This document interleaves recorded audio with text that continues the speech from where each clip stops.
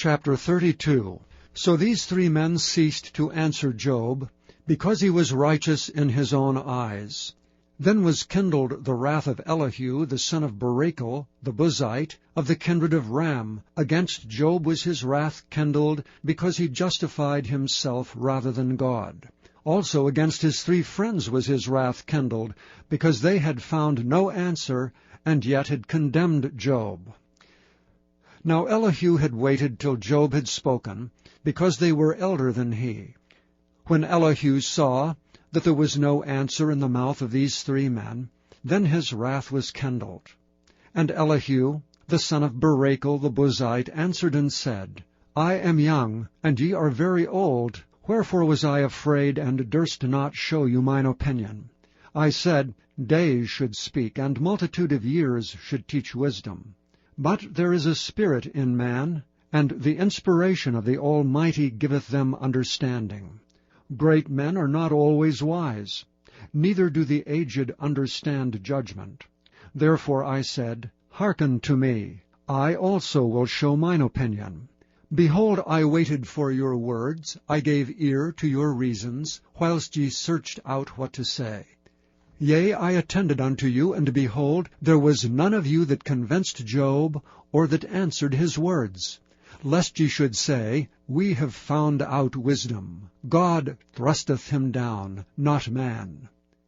Now he hath not directed his words against me, neither will I answer him with your speeches. They were amazed, they answered no more. They left off speaking. When I had waited, for they spake not, but stood still, and answered no more, I said, I will answer also my part. I also will show mine opinion. For I am full of matter. The spirit within me constraineth me. Behold, my belly is as wine which hath no vent. It is ready to burst like new bottles. I will speak, that I may be refreshed. I will open my lips and answer. Let me not, I pray you, accept any man's person, neither let me give flattering titles unto man.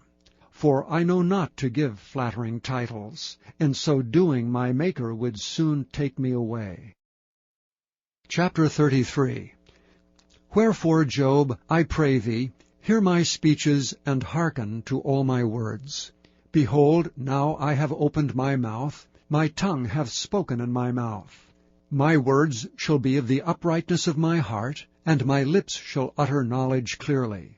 The Spirit of God hath made me, and the breath of the Almighty hath given me life. If thou canst answer me, set thy words in order before me. Stand up. Behold, I am according to thy wish in God's stead. I also am formed out of the clay. Behold, my terror shall not make thee afraid, neither shall my hand be heavy upon thee. Surely thou hast spoken in mine hearing, and I have heard the voice of thy words, saying, I am clean without transgression, I am innocent, neither is there iniquity in me. Behold, he findeth occasions against me, he counteth me for his enemy. He putteth my feet in the stocks, he marketh all my paths. Behold, in this thou art not just. I will answer thee that God is greater than man. Why dost thou strive against him? For he giveth not account of any of his matters. For God speaketh once, yea twice, yet man perceiveth it not. In a dream, in a vision of the night, when deep sleep falleth upon them, and slumberings upon the bed, then he openeth the ears of men, and sealeth their instruction, that he may withdraw man from his purpose, and hide pride from man. He keepeth back his soul from the pit, and his life from perishing by the sword. He is chastened also with pain upon his bed, and the multitude of his bones with strong pain, so that his life abhorreth bread, and his soul dainty meat. His flesh is consumed away, that it cannot be seen, and his bones that were not seen stick out. Yea, his soul draweth near unto the grave, and his life to the destroyers.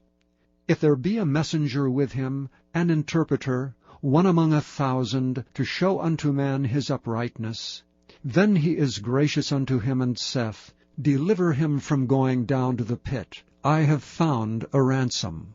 His flesh shall be fresher than a child's. He shall return to the days of his youth. he shall pray unto God, and he will be favorable unto him, and he shall see his face with joy, for he will render unto man his righteousness. He looketh upon men, and if any say, I have sinned, and perverted that which was right, and it profited me not, he will deliver his soul from going into the pit, and his life shall see the light. Lo, all these things worketh God oftentimes with man, to bring back his soul from the pit, to be enlightened with the light of the living. Mark well, O Job, hearken unto me. Hold thy peace, and I will speak. If thou hast anything to say, answer me. Speak, for I desire to justify thee. If not, hearken unto me, hold thy peace, and I shall teach thee wisdom. Chapter 34. Furthermore Elihu answered and said, Hear my words, O ye wise men, and give ear unto me, ye that have knowledge. For the ear trieth words, as the mouth tasteth meat. Let us choose to us judgment. Let us know among ourselves what is good. For Job hath said, I am righteous, and God hath taken away my judgment. Should I lie against my right? My wound is incurable without transgression. What man is like Job, who drinketh up scorning like water, which goeth in company with the workers of iniquity, and walketh with wicked men? For he hath said, It profiteth a man nothing that he should delight himself with God. Therefore hearken unto me, ye men of understanding. Far be it from God that he should do wickedness, and from the Almighty that he should commit iniquity.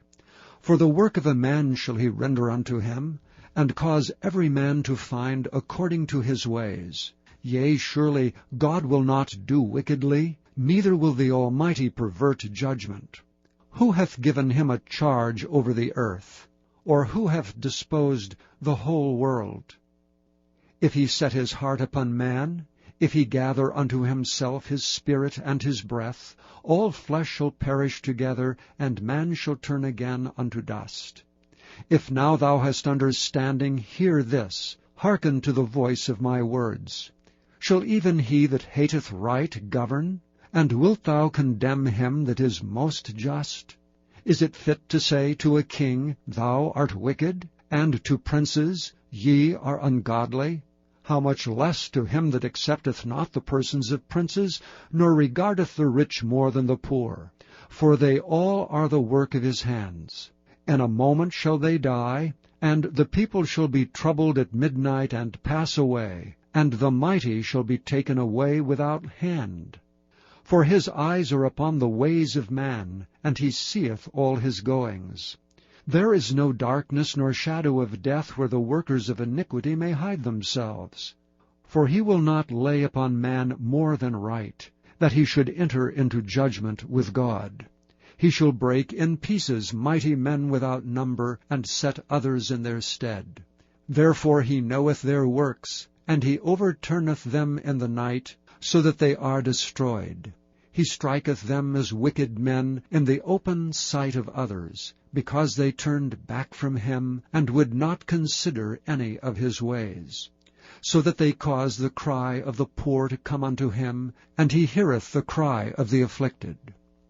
When he giveth quietness, who then can make trouble? And when he hideth his face, who can behold him?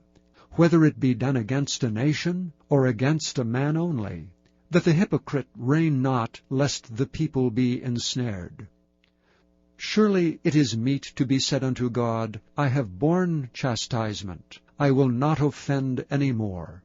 That which I see not, teach thou me. If I have done iniquity, I will do no more. Should it be according to thy mind, he will recompense it whether thou refuse, or whether thou choose, and not I. Therefore speak what thou knowest. Let men of understanding tell me, and let a wise man hearken unto me. Job hath spoken without knowledge, and his words were without wisdom. My desire is that Job may be tried unto the end because of his answers for wicked men. For he addeth rebellion unto his sin, he clappeth his hands among us, and multiplieth his words against God.